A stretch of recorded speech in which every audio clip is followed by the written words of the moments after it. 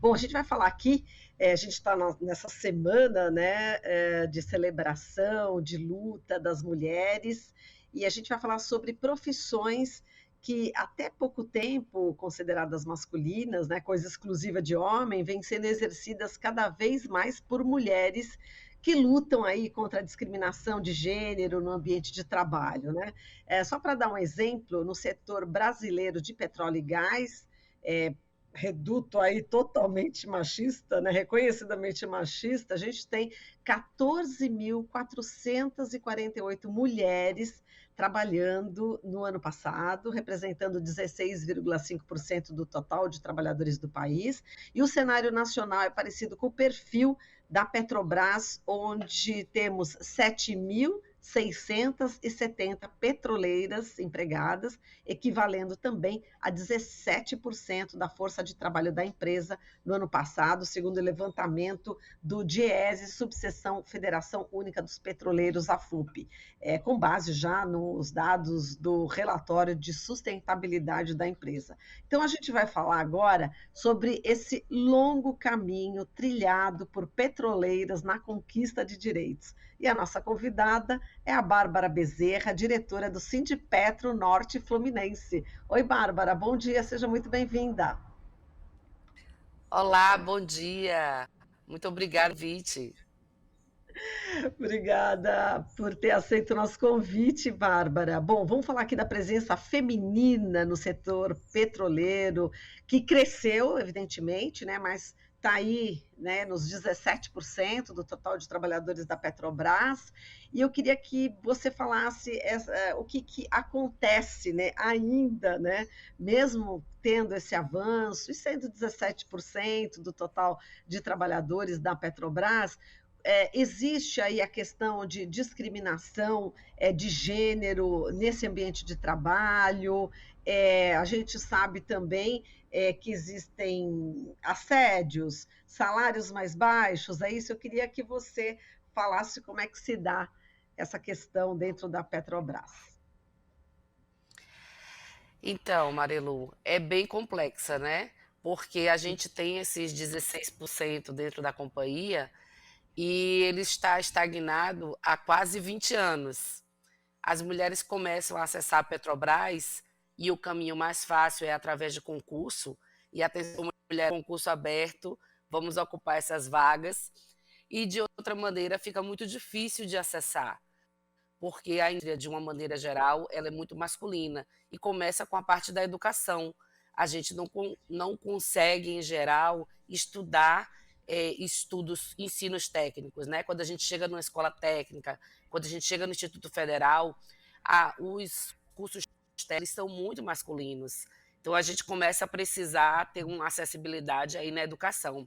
Mas já dentro da indústria do petróleo, a gente enfrenta muitas dificuldades. Eu, que sou uma trabalhadora de plataforma offshore, e tem uma limitação de número de camarotes, né? E já passei situações, eu trabalhei em muitos locais, trabalhei no Nordeste, na Amazônia, e muito a gente trabalhar em locais que não tem banheiros femininos, por exemplo, não tem fardamentos que sejam do nosso tamanho. Né? O fardamento é masculino e a gente diz o gancho do macacão do homem, ele é muito mais comprido do que o da mulher, né? Então a gente termina não tendo fardamentos adequados. Já trabalhei, por exemplo, com botas muito grandes, porque a numeração menor não costuma estar disponível. Então, assim, a gente enfrenta assim no dia a dia, mas trazendo isso para o movimento sindical, aí tirando isso da invisibilidade, colocando tudo tem legislação envolvida e fazendo uma batalha, né, como uma campanha que eu comecei desde 2016, que é por mais mulheres a bordo. Tem uma limitação do número de camarotes femininos. Por exemplo, a plataforma, digamos que tem 50 camarotes, só 2 são femininos. Aí esse é o limite de mulheres a bordo, não pode ter mais. Na verdade, Olha, o camarote feminino e masculino, a estrutura deles são iguais, então não tem por que ter uma limitação mínima de camarote. A gente não precisa ter essa limitação. A gente pode permitir que mais mulheres trabalhem a bordo, tendo um ambiente menos hostil e mais e não dá para trabalhar numa plataforma sem banheiro. Tá certo. Eu tô te ouvindo aqui, querida, só que, Bárbara, e tá picotando um pouco, mas eu consegui entender, assim, perfeitamente, apesar dos picotes, né? Eu consegui entender e eu queria só um retorno do meu colega, amigo Rafael Garcia, ver se está tudo certo, se está tudo indo muito bem aí, porque se não tiver, a gente faz uma reconexão. Mas vamos falar aqui com o Rafa, ver se está tudo Tá certo. tudo certo sim, Tá Marilu. tranquilo aí, Tá Rafa? tranquilo. Exatamente isso que você percebeu, a gente também percebe aqui no estúdio. Tem pequenas variações, mas não está impedindo da gente entender tudo que a Bárbara está falando. Perfeito. Então, sigamos aqui, Bárbara. Muito interessante aqui a tua história, você trabalhar na plataforma, né? Eu acho que das trabalhadoras mulheres da Petrobras, quer dizer, é minoria as que trabalham em plataforma, e eu queria saber como é que foi essa sua história, né? De você trabalhar, né, offshore, né? Quer dizer, fora aqui, enfim, no alto mar. Eu queria saber como é que foi essa decisão, esse processo contigo. Como é que se deu? Então, minha trajetória na companhia, eu tenho 16 anos de Petrobras. Eu entrei pela Bahia, apesar de morar em Natal, eu tinha prestado concurso na Bahia, e trabalhei em obras de desenvolvimento energético, de gás e energia. Então, eu trabalhava em obras de gasoduto. Então, a obra de gasoduto tem uma característica que ela anda, né? Então, você vai atrás da obra. Então, dos 9 estados do Nordeste, eu trabalhei em 8. E andava muito, me deslocava muito. No mesmo, quando eu entrei na Petrobras, eu também fui mãe, então foi todo um desafio de estar nas obras. Eram rotinas muito desgastantes e eu precisei deixar bem em casa, né, em Natal, que era a minha residência. Depois disso, eu consegui trabalhar na Amazônia. Na Amazônia, como é muito difícil a gente trabalha num regime já que chama especial. A gente trabalha 14 dias lá e tem 21 dias de folga. E para mim foi uma grande solução para a minha vida profissional.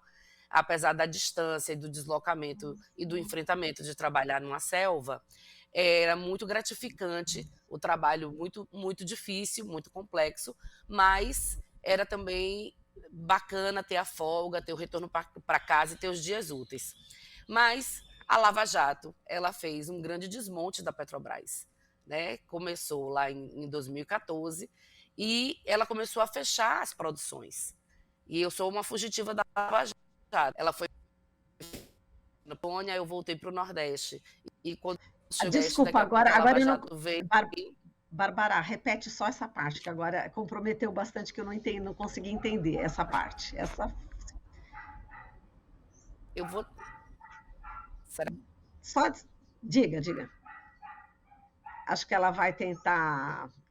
Agora a gente não está te ouvindo, você está falando, mas a gente não está te ouvindo. Acho que você vai ter que desplugar, né? O que você estava. Acho que você estava com o fone que tinha o microfone. Talvez você desplugando, a gente não está conseguindo te ouvir agora. Bárbara, vamos ver, acho que talvez seja melhor retornar mesmo ao fone de ouvido acoplado com o microfone, que qualquer coisa que a gente não entenda, a gente pede para você voltar. Mas eu acho que a técnica já deu um jeito já de me colocar aqui no ar sozinha, sinal que está tentando certamente um outro contato, não é isso? Acho que ele está fazendo uma outra conexão, né, com a Bárbara. É isso, Rafa? Dá uma luz aqui para É gente. isso aí, Marilu. A gente está tentando retomar esse contato, essa conversa tão importante que você está tendo com a dirigente do Sindicato dos Petroleiros, né, ligada à FUP. E é interessante contar essa história dela, enfim, o trabalho que ela desenvolve nas plataformas e como foi a construção da carreira dela, né, sendo mãe, sendo Pois é. mulher, né? Não, é incrível, e exatamente. Pior que eu estou me ouvindo. Não, agora tudo bem. Quando ela estava contando, né, enfim, essa experiência, tanto na plataforma, né, no alto mar, como também na floresta amazônica, e sendo mãe, quer dizer, imagina, né, tem a história da amamentação, como é que ela fez.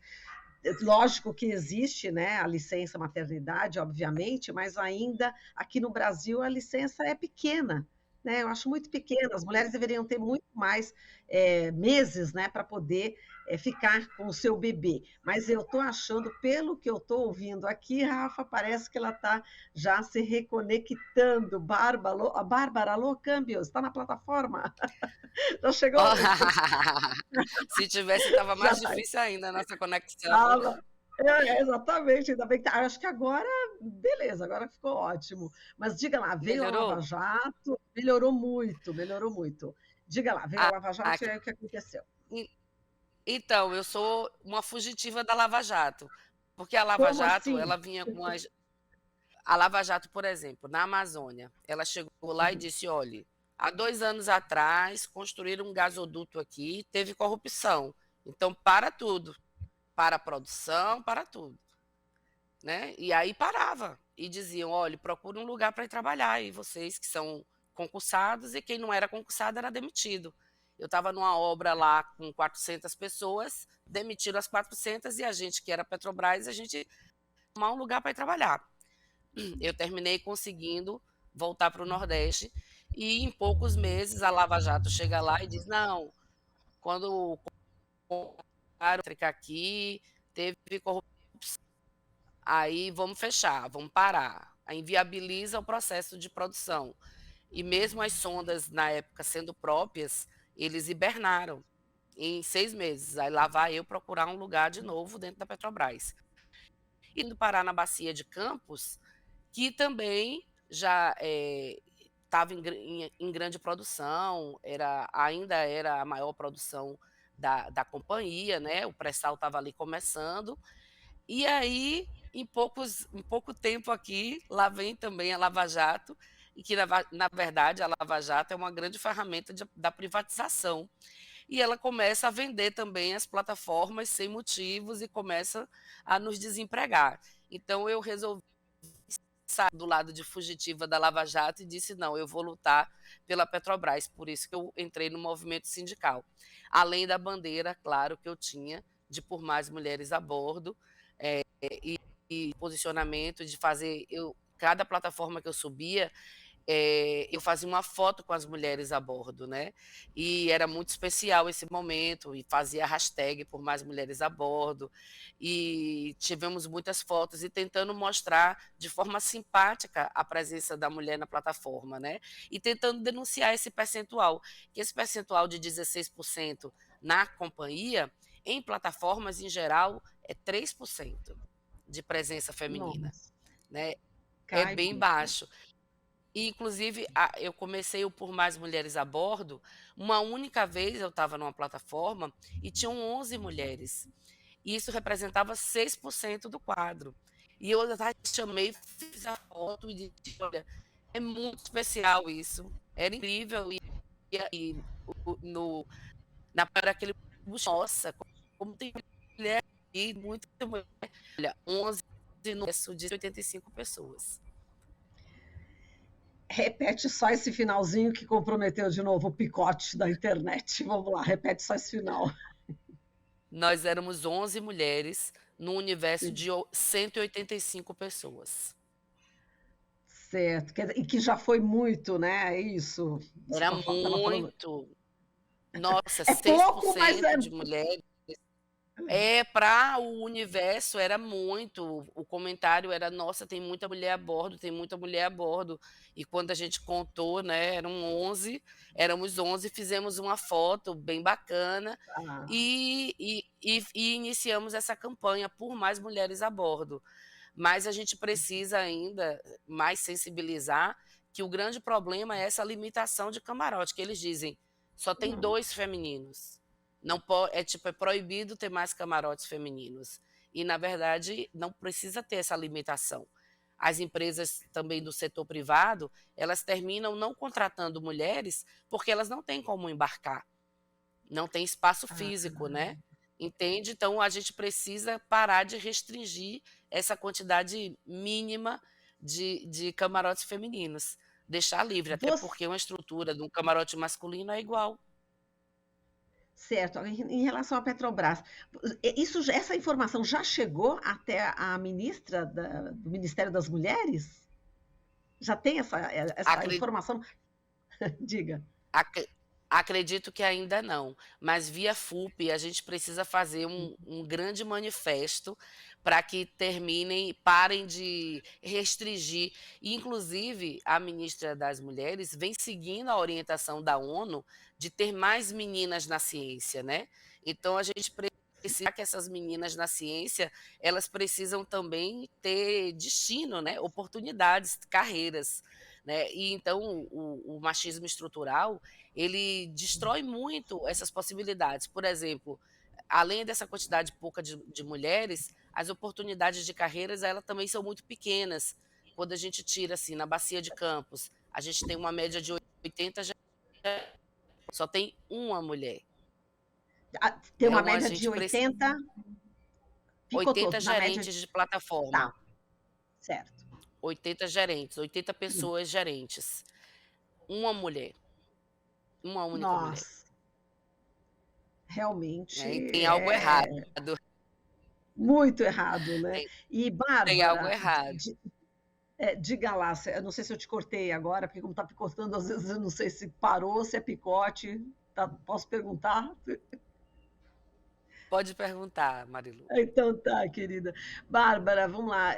Só retomando também a história do dinheiro.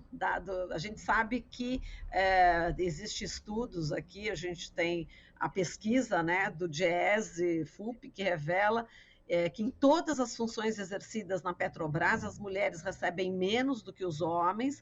Nos cargos de nível médio, elas ganham, em média, 77% de uma remuneração masculina, exercendo a mesma atividade. Quando se trata de nível superior, essa relação é melhor, né? Chegando a 92% da remuneração dos homens. No teu caso, já está 100% igual dos homens ou ainda está ganhando menos, Bárbara? Jamais, querida. Eu tô aí nos 20 menos ou 30. É Como bem é que isso. é? Diga lá. Diga lá, repete de novo que 20% a picotou. menos ou 30% a menos.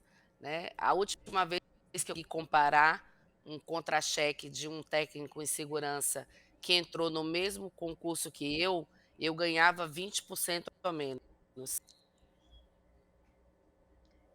A Então, ministra isso precisa saber. precisamos falar mais sobre isso, né?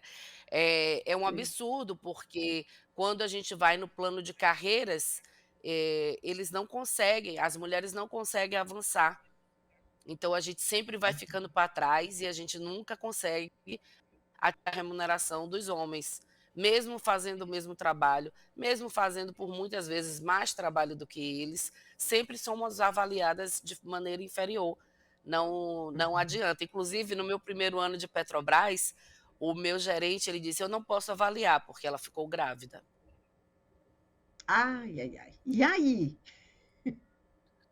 E aí eu não tive o tal avanço de nível, então eu passei 3 anos para conseguir o primeiro avanço de nível dentro da Petrobras.